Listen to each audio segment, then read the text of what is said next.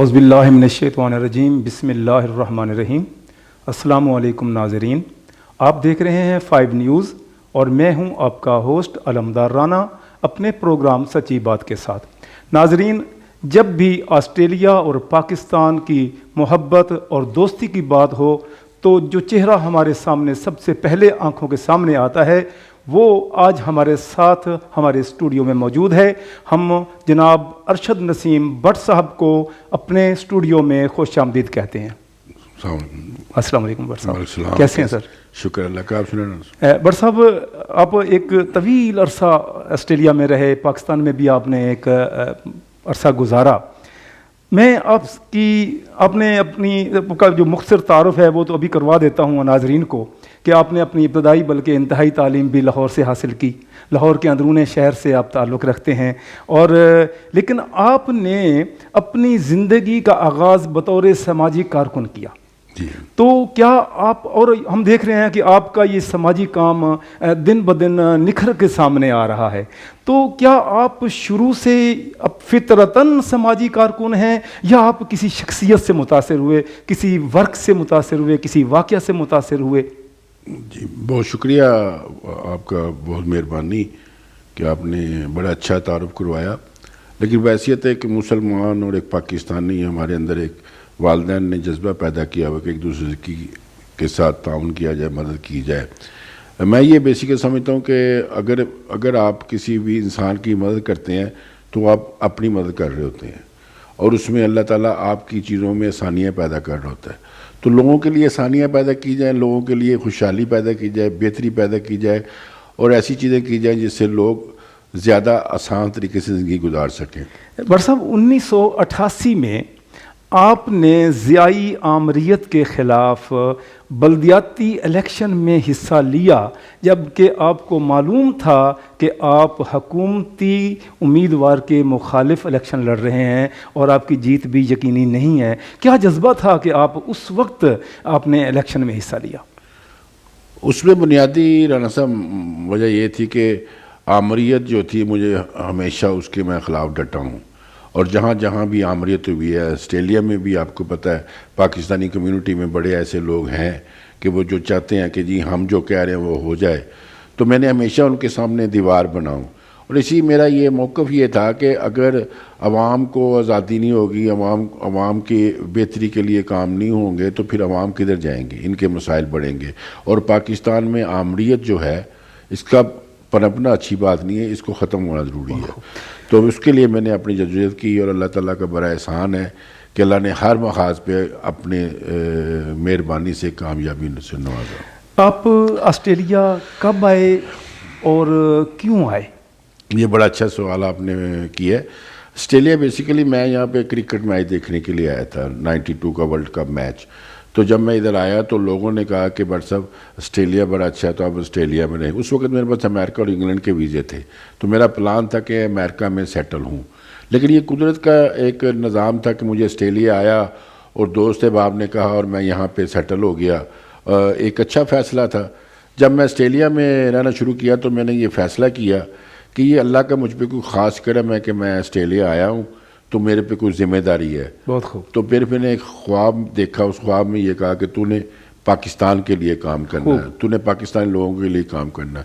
تو اس خواب کے بعد میں نے یہ پلان کیا کہ جتنی میری آمدنی، میں جو بھی کام کرتا ہوں، جتنی میری آمدنی اس کا 50% جو ہے وہ پاکستان کے لیے میں خرچ کرتا ہوں اور پاکستان پہ کو پروموٹ کرتا ہوں۔ بٹ صاحب، جب آپ پاکستان سے آسٹریلیا تشریف لے آئے، جی، اس وقت بھی کمیونٹی کو کچھ مسائل کا سامنا رہا ہوگا، جی ہاں، اور آج بھی کچھ مسائل ہیں، تو آپ اس وقت کیا مسائل تھے اور آج کیا مسائل ہیں، اور ان مسائل کو آپ نے حل کرنے کے لیے کیا اقدامات کیے؟ کیا بات ہے رانا صاحب، آپ نے میرے دل کے قریب کی بات کی ہے۔ بہت زبردست ماشاءاللہ آپ نے بات کی۔ ہماری بحثیت کمیونٹی یہ بہت بڑی پرابلم ہے کہ ہم اتنے مسائل حل نہیں کرتے جتنے مسائل پیدا کرتے ہیں۔ بہت خوب۔ ہمارے مسائل کی تعداد بڑھتی جاتی ہے۔ اس کی بنیادی وجہ یہ ہے کہ کمیونٹی کے حیثیت سے نہ تو ہمارے اندر کوئی ایسا جذبہ ہے، ایلیمنٹ ہے، اور نہ ہی ہماری سوچ ہے، نہ ہی ہماری تربیت ہے۔ اس کی وجہ سے یہ ہوا ہے کہ پاکستان کے لوگوں کے مسائل میں آسٹریلیا میں بھی اضافہ ہو رہا ہے اور پاکستان میں بھی اضافہ ہو رہا ہے. بالکل صحیح. جتنی چیزیں بھی ہم کر رہے ہیں یہاں پہ آسٹریلیا میں وہ سارے نظریہ ضرورت کے تحت کر رہے ہیں. جیسے 23 مارچ کا فنکشن ہے, 14 اگست کا فنکشن ہے, بھائی اس کے بعد بھی پاکستان کو یاد کرنا ہے, اس کے بعد بھی پاکستان کے لوگوں کو ملنا ہے. آپ نے نظریہ ضرورت کے تحت ایک دن کو آپ نے منتخب کر لیا. دوسری بات یہ ہے کہ میں یہ سمجھتا ہوں کہ اگر پاکستانی لوگوں کے مسائل جو کہ بہت گمگیر ہے, ادھر ہر پاکستانی بے شمار مسائل کا شکار ہے. وہ مسائل کیا ہیں؟ معاشی مسائل بھی ہیں لوگوں کو, اور فیملی مسائل بھی ہیں لوگوں کو, اور اب بچوں کے مسائل بھی ہیں. ان مسائل کے حوالے کے لیے میرے نزدیک ایک حل تھا کہ کمیونٹی کا جو ینگ جنریشن ہے اس کو جو ہے موٹیویٹ کیا جائے, اس کو ساتھ لیا جائے, اس پہ انویسٹمنٹ کی جائے. جو ینگ جنریشن ہے اس پہ ہماری انویسٹمنٹ نہیں ہو رہی. وہ پاکستانی نہیں بن رہے, نہ وہ پاکستانی بنیں گے, نہ وہ پاکستانی جانا چاہیں گے. تو ہونا یہ چاہیے کہ آنے والے دنوں میں مسائل بڑھ جاتے ہیں. لوگوں کے معاشی مسائل تو ہیں اپنی جگہ پہ, لیکن اس کے ساتھ ساتھ خاندانی مسائل بہت بڑھ گئے ہیں. اب آپ دیکھیں کہ پاکستانی لوگوں کا میل ملاپ اس انداز میں نہیں ہے. بچے بڑے ہو گئے ہیں, اب بچوں کو یہ نہیں پتا کہ وہ پاکستانی کے ساتھ جائیں, لیبنیز کے ساتھ جائیں, ترکی, تو اپنے اپنے راستے اپناتے ہیں جس سے وہ جرائم میں ملوث ہو جاتے ہیں. اگر ہم نے ابھی بھی نہ سوچا, ایک لمحہ فکری ہے کہ جو نسل آپ کی یہاں پہ گرو ہو رہی ہے اس کا پاکستان کے ساتھ تعلق رہنا, اسلام کے ساتھ تعلق رہنا, اس میں ہم سب کی بقا ہے. بے شک. اور اس بقا کے لیے ہمیں ہیوج انویسٹمنٹ کی ضرورت ہے. ہم وہ کام نہیں کر رہے. بٹ صاحب, آپ جب یہاں پہ تشریف لے آئے آسٹریلیا میں تو آپ نے کمیونٹی کے لیے ایک پلیٹ فارم بھی دیا, آپ نے کچھ صحافت کے لیے بھی کام کیا. تو آپ نے اس وقت جب آپ آسٹریلیا میں آئے تھے تو شروع میں تو اس وقت آپ نے بطور صحافی کیا کردار ادا کیا, اور کمیونٹی کے لیے کیا کیا آپ نے پروگرامات دیے, یا کیا کیا آپ نے کچھ کیا؟ اس میں 3-4 چیزیں ہیں. میں نے زندگی جو آپ کو بتایا پریکٹیکل گزاری ہے, نان پریکٹیکل میں بلیو نہیں کرتا. میں جب آسٹریلیا میں آیا 92 میں تو میں نے آ کے یہاں دیکھا کہ کمیونٹی جو ہے وہ آپس میں ٹوگیدر نہیں مل رہی, ملاقات نہیں ہے, رابطے نہیں ہیں, پاکستانی کدھر ہیں, کہاں رہتے ہیں, کون ہے, یہ بڑا مشکل وقت تھا. تو میں نے کوشش کی کہ پاکستانیوں کو ڈھونڈوں اور پاکستانی جو ایک پلیٹ فارم میں اکٹھے کروں. تو پھر میں نے ایک پاکستان فرینڈز کلب بنایا. اس کو 4 کلر دیے, بلوچستان, صوبہ سندھ کا کلر, صوبہ پنجاب کا کلر, جیسے یہ اپنے کلر سے مراد چیپٹرز بنائے. جی ہاں, چیپٹرز بنائے پاکستانیوں کو ایک پلیٹ فارم پر اکٹھا کرنے کے لیے. اچھا, وہ بڑا سکسیسفل میرا رہا. اس پہ میں نے لوکل ایونٹس کیے, لوکل سنگرز کو, ادیبوں کو, شاعروں کو اور دوسرے لوگوں کو پروموٹ کیا, اور اس سے پاکستانی لوگ جو ایک آل ٹوگیدر ایک پلیٹ فارم پر اکٹھے ہوئے. پہلے تو یہ تھا کہ لوگوں کا ٹرسٹ نہیں تھا کسی پہ, ایک دوسرے کو ملتے نہیں تھے. تو وہ ٹرسٹ بلڈنگ میں نے کی, لوگوں کا ملنا شروع ہوا, لوگ ایک دوسرے کے بعد بیٹھے. اس کے بعد میں نے محسوس کیا کہ کمیونٹی میں ایک نیوز پیپر کی ضرورت ہے. خوب. تو وہ نیوز پیپر اوورسیز کے حوالے سے میں نے یہاں پہ سکسیسفل کیا, اور پاکستان سے وہ پرنٹ, یعنی کہ پرنٹ اس کا بن کے آتا تھا, یہاں پہ چھپتا تھا. پھر اس کے بعد میں نے کہا ایک کلرفل میگزین شروع کیا, وہ کاروانے. تو اس وقت تک کمیونٹی بڑی گرو کر گئی تھی. ہمارا پہلے کنسیپٹ ہوتا تھا کہ انڈیا اور پاکستان کے ساتھ مل کے ہم کاوشیں کرتے تھے, لیکن اللہ تعالیٰ نے مہربانی کی کہ کمیونٹی ہماری کا ہجوم بڑھ گیا, لوگ بڑھ گئے, تو پھر ہم نے اپنے طور پہ پروگرام شروع کر دیے. لیکن جو سب سے پریشان کن بات ہے ابھی تک میرے دل کے لیے, کہ جو اس وقت کے لوگ تھے جن کو ہم اپنے بڑا کہتے ہیں, انہوں نے بھی کچھ نہیں کیا پاکستانی کمیونٹی کے لیے. وہ بھی باتوں میں اور صرف لڑائی جھگڑوں میں لگے رہے. پاکستانی کمیونٹی کو لینڈ ملی, وہ لینڈ بھی چلی گئی, ہم وہ لینڈ نہیں لے سکے. ہمارے ساتھ ملیشیا والوں کو وہ لینڈ ملی تھی, انہوں نے ہیوج وہاں پہ اپنا سیٹ اپ بنایا. تو ہم پریکٹیکلی جو ہے نا بہت زیادہ پیچھے ہیں. اور ابھی بھی میرے اپنے میسیج جو میرا پیغام سن رہے ہیں کہ آپ نے پاکستان کے لیے کچھ کام کرنا ہے یا آسٹریلیا کے لیے کام کام کرنا ہے تو پریکٹیکل کرے بھائی جان. بالکل صحیح. جب آپ نان پریکٹیکل چیزیں کریں گے تو اس سے قومیں نہیں بنتی. قومیں بنتی ہے پریکٹیکل چیزیں کرنے سے. اور پریکٹیکل ہونے کی وجہ سے میں نے آپ کو بتایا نا کہ میں نے 2 سال پاکستان میں رہا ہوں. میری صدر پاکستان سے ملاقات ہوئی ہے, ان سے ڈسکس ہوئی ہے کہ اسٹیلین ہاؤس بنانا ہے, اس میں 4 کنال جگہ اس میں ہم بعد میں بات کریں گے. ہاں ٹھیک.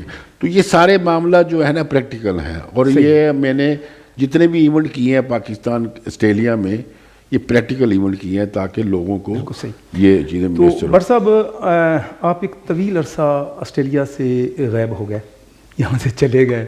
آپ کی عدم موجودگی میں یہاں پہ لوگ آپس میں بہت زیادہ بکھر گئے, تنظیمیں ٹوٹیں, لوگ ٹوٹے, نئی تنظیمیں بنیں, اور پھر کچھ ہی عرصے کے بعد جو نئی تنظیمیں بنیں وہ بھی ٹوٹ پھوٹ کا شکار ہو گئیں.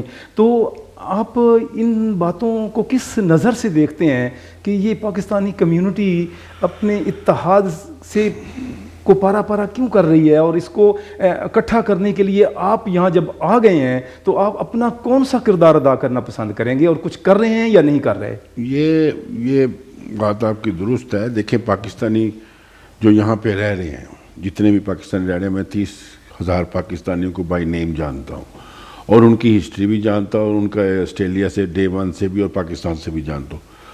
اصل میں ہوا یہ ہے کہ جتنے لوگ بھی کمیونٹی لیڈر کے طور پہ سامنے آئے ہیں, جنہوں نے کام کیا ہے, اس کام کو تو کیری نہیں کیا گیا کہ جن لوگوں نے اچھے کام کیے اس کو کیری کریں.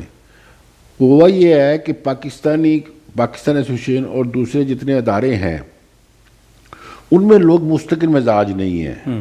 ابھی دیکھیں نا, جب اب چینل 5 ہے, آپ ہیں, یہ چینل 5 ایک سنجیدہ ادارہ بنتا جا رہا ہے, ایک بڑا ادارہ بنتا جا رہا ہے. اس ادارے کے پیچھے آپ لوگوں کی جو انرجی ہے وہ صرف خالصتاً یہ ہے کہ آپ نیتاً یہ کام کر رہے ہیں. جب آپ کی نیت درست ہے, آپ کے معاملہ درست ہیں. ہمارے معاملہ اس لیے درست نہیں ہے کہ جو سیٹ پہ بیٹھتا ہے اس کی نیت درست نہیں ہے, وہ ذاتی مفادات کو پہلے رکھتا ہے مد نظر, اور قومی مفادات کو پس پش ڈالتا ہے.